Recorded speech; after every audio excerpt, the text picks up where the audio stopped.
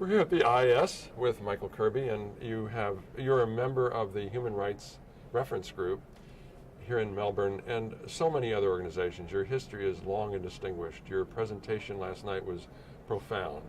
It was, as many people I've heard on the way in to this particular interview, lauding you for your wonderful speech. It was so great. So, tell us a little bit about your other affiliations and also your other history, a little bit of your history. Well, it is true that I've been involved with the AIDS epidemic really virtually from the very beginning. I was a member of the original World Health Organization Global Commission on AIDS, which was set up back in 1988. And since then I've had affiliations with a number of WHO efforts, UNAIDS, UNDP, the United Nations Development Programme.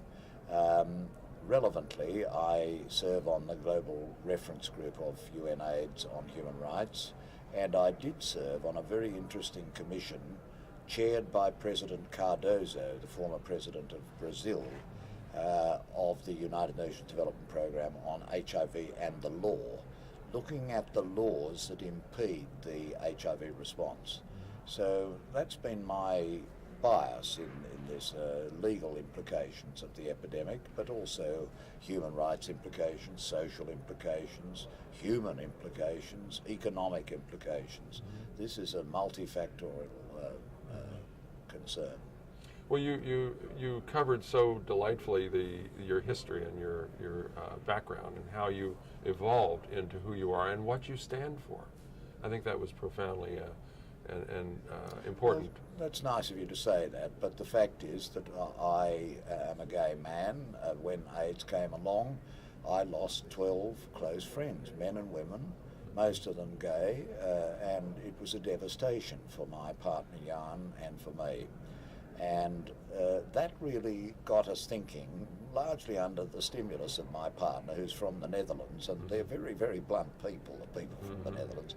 And he said, how long do you think we've got? We've got to stand up for young people, for the next generation, and drop this secrecy, and so we did. And when I was appointed to various judicial offices in Australia, everyone knew that I was gay, and that gave me an understanding of HIV, because most of the early victims of the epidemic in Australia, as in the United States and other Western countries, have been and still are gay men, MSM, men who have sex with men. And therefore, in the big picture of our world, one's own little sensitivities and concerns and stigma really don't matter against the burdens of this epidemic, which of course in the world falls mainly on women and girls, but in Western countries tends to fall mainly on gay men. So what is the work that you're currently doing that you feel is important to change things for the better? Well, in the field of HIV and AIDS, I also recently chaired a commission of inquiry on North Korea.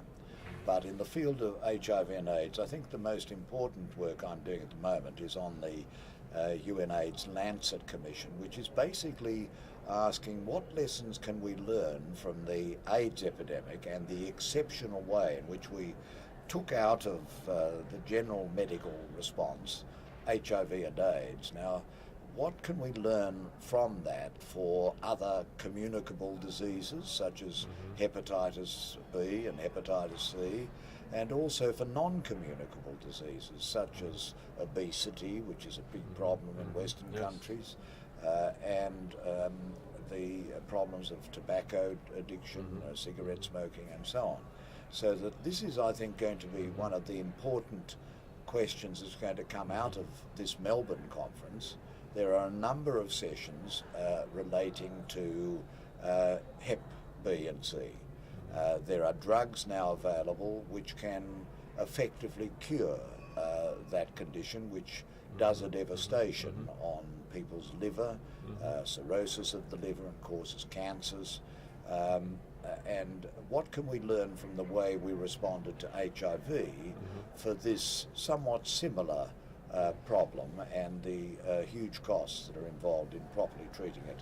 So many organizations, including IFAR, is working now in comprehensively at chronic diseases or conditions, and I think we've kind of looked at that and said it is about everyone, and a lot of the people living with HIV are living with other diseases and conditions. Yes, that's absolutely true, and in fact that's a point that's been made at the Melbourne conference of so-called co-infections. People who have HIV are often vulnerable because of their situation in life, their stigma under which they suffer, their alienation from their families and from society and from jobs.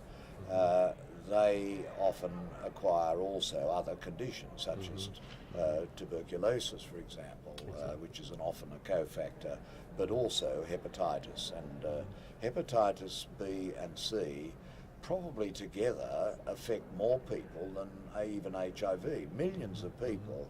And in the United States, there are drugs now available for a cost of $84,000 for the treatment, which can effectively cure, in a period of 12 weeks of therapy, a person who has hepatitis C. But in India, that is available at $2,000. In Egypt, which has a very big Hep C infection, it is available for about $600, and it costs the pharmaceutical company that makes the therapy something like $80 to make it. So it's 80 up to 84,000, and this is really one of the matters that was examined in the UNDP Global Commission on HIV and the Law. How can we reconcile the fundamental human right to health with the fundamental human right of authors of new inventions to have proper rewards for their inventiveness? And that reconciliation hasn't yet been done. The Global Commission recommended that the Secretary General of the United Nations should set up a high-level panel of independent experts who could look at how we rejig the global intellectual property regime in order to make it more compatible with the global human right to health. Well, I thank you so much for what you brought to our interview process, because to me, what you brought to the conference was profound, and your speech again, it was just terrific. Well, that's very nice of you to say that, but I'm just a voice for a lot of people who are working very hard in this exercise. One of the things that I worried about a bit was that people were talking only of the great people who were coming to our conference, who were lost on the Malaysian flight out of Schiphol, Amsterdam. But there were also young fellowship people who were coming to their first AIDS conference. This is a big community, and the wonderful thing about the big World AIDS conferences, which I've seen virtually from the beginning, is that it's the one time when medical people and scientists and community activists and troublemakers all get together, cross-pollinate, and they really learn from each other, and it's been an amazing thing. This isn't the way epidemics used to be dealt with, but to the extent that we've secured success in some countries, like Australia, New Zealand, and also the United States, it's been by the interaction of civil society with science, and I hope that will long continue. I saw that in the police presentation this morning on how they're trying to adapt the war on drugs that is not working into something more of a harm reduction model that is comprehensive within a community, which is another great opportunity. Michelle Kazaskin was on that panel as well. Was he? Yes. Well, of course, one of the problems is the fact that the law doesn't always facilitate. It's not very flexible. No, and therefore we need legislatures, but above all citizens, because unless citizens can take the initiative, then politicians won't be game to do so. And that's why talking about these matters in the AIDS conference, reaching out through media is very important. Well, here we are, and we've done that, and I appreciate your doing that with us. Thank you so for having much. me on your program. Thank you.